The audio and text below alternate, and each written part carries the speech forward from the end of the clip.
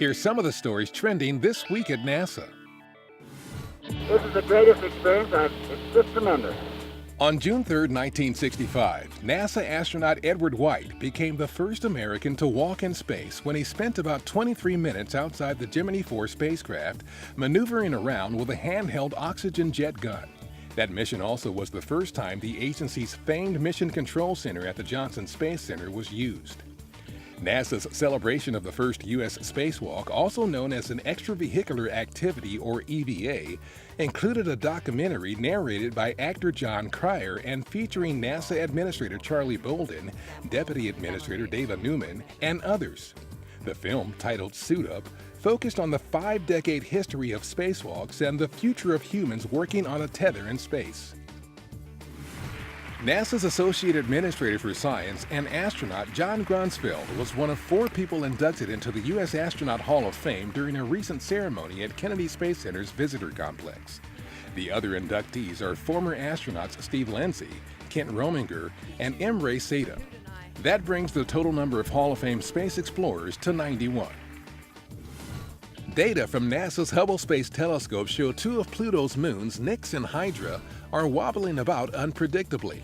The moons are in this state presumably because they are located in the constantly shifting gravitational field that exists between Pluto and its largest moon, Charon.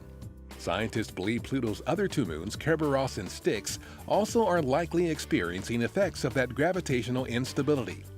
These new discoveries are being used to plan science observations for NASA's New Horizons spacecraft's flyby of Pluto in mid-July.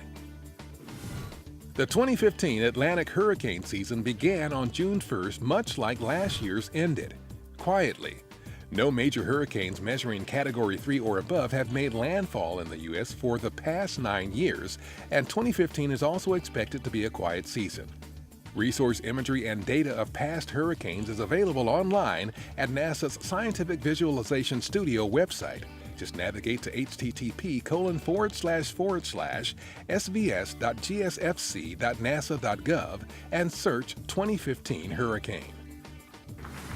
NASA Administrator Charlie Bolden helped recognize the best of the best at NASA during the Agency Honor Awards June 2nd at Kennedy Space Center.